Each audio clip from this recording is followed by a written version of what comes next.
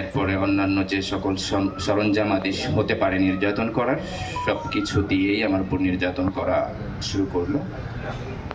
বলে রাখা ভালো, আমি যখন রুমে ঢুকেছি, আমি রুমে ঢোকার পূর্বেই দেখি আমার হলেরই জুনিয়র উন্নয়ন বিভাগের শিক্ষার্থী, যার বাবা ছিল একজন মুক্তিযোদ্ধা, আবদুল্লাহ আল নৌকি, আমি দেখি তাকে নির্যাতন করে রক্তাক্ত করে ফেলা হয়েছে। মুখ দিয়ে তার ফিনকি দিয়ে রক্ত বের হচ্ছে এবং সারা শরীরে তার নির্যাতনের যে চিহ্ন সেটা স্পষ্ট ছিল। পরবর্তীতে ওরা আমাকে প্রচণ্ড পরিমাণে নির্যাতন করা শুরু করছে। এক পর্যায়ে আমার নির্যাতন করতে করতে আমি আর শরীরে নিতে পারছিলাম না, তখন আমি ফ্লোরে পড়ে যাই। ফ্লোরে পড়ে যাওয়ার পরে ওরা আমার শরীরের উপরে উঠে নৃত্য করা শুরু করল। আমার বুকে থেকে নিয়ে মাথা থেকে নিয়ে পা পর্যন্ত সব জায়গাতে তারা নির্যাতন করছে। এই যে আমি এখন কথা বলছি, আমার অনেক কষ্ট হচ্ছে। আমার বাম পাশে অনেক বেশি আঘাত ছিল। আমি ভেবে নিয়েছিলাম আমি হয়তো আমার জীবনের শেষ সময়টা তখন অতিবাহিত করছি। আমি অনেক সময় আমার নিঃশ্বাস নিতে পারছিলাম না।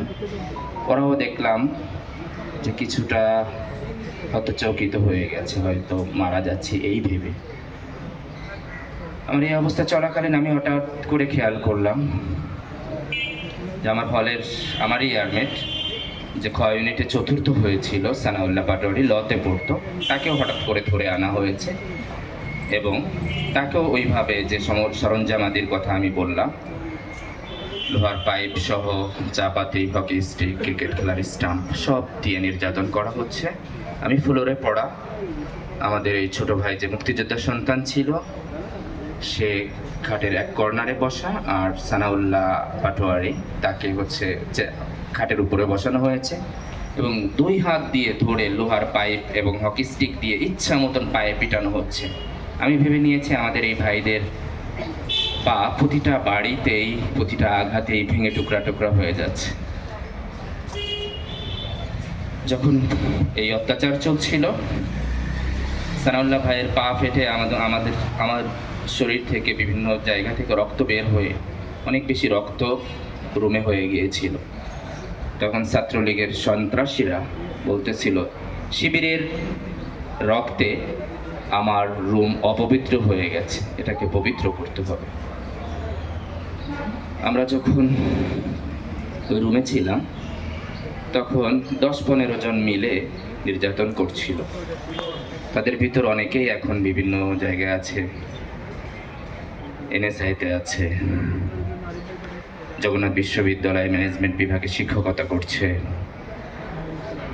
সরকারি বেসরকারি বিভিন্ন শিক্ষা প্রতিষ্ঠান, ব্যাংক সহ অনেক প্রতিষ্ঠানে তারা চাকরি করছে। আমাদের নির্যাতনের পরে ওরা এক পর্যায়ে বলছে, আমি যে তারিখটা উল্লেখ করেছি আপনারা যদি একটু স্মরণ করতে পারেন, 2013 সালের 10ই ফেব্রুয়ারি, এর ঠিক 5 দিন পূর্বে শাহবাগের গণজাগরণ মঞ্চ এর অ্যাক্টিভিটিস শুরু হয়েছিল আব্দুল কাদের মোল্লা এর রায়কে কেন্দ্র করে। তখন ক্যাম্পাসে কোনো রিক্সা চলছিল না এবং ছাত্রলীগের সন্ত্রাসীরা বলছিল যে 1971 সালে একবার আমরা মুক্তিযোদ্ধাদের পেয়েছি, আর ছাত্র শিবিরের নেতাদের তোদেরকে আজকে যদি আমরা মেরে ফেলতে পারি তাহলে আমরা এই প্রজন্মের মুক্তিযোদ্ধা হব। এইভাবে তারা বিভিন্ন ধরনের তাদের ভাষায় ইন্সপায়ারেশন নিয়ে আমাদেরকে নির্যাতন করা শুরু করলো। এক পর্যায়ে যখন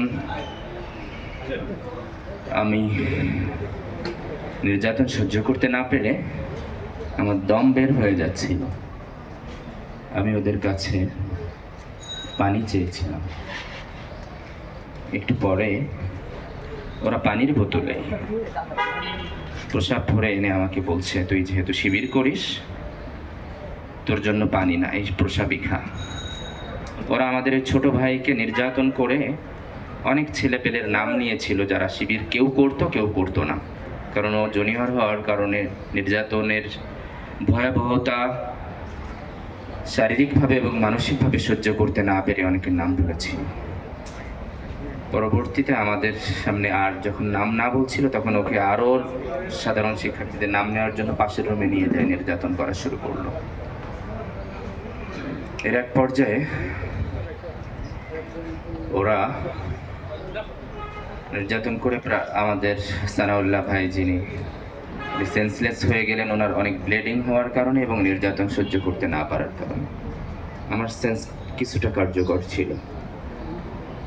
আমাকে তখন 462 নাম্বার রুম থেকে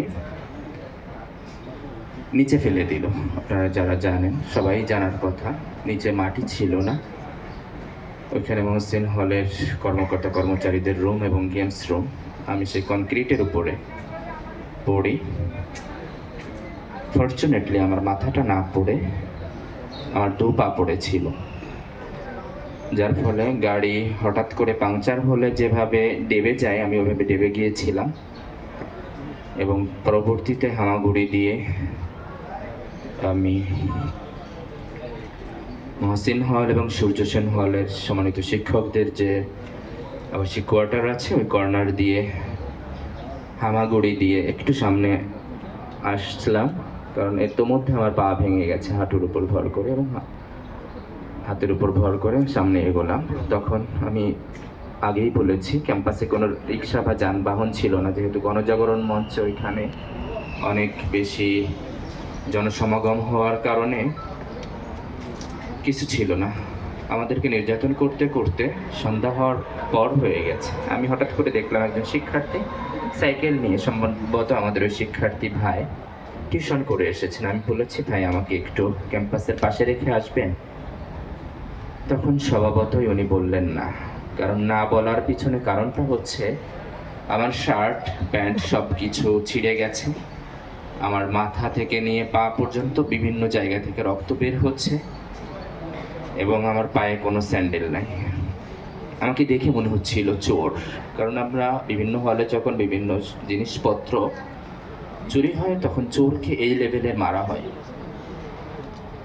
আমার মারের ধরনটা আসলে চোরের চেয়ে অনেক বেশি ছিল, কারণ আমার অপরাধ ছিল আমি ইসলামী ছাত্র শিবির করতাম এবং ছাত্র শিবিরের মহসিন হলের সভাপতি ছিলাম।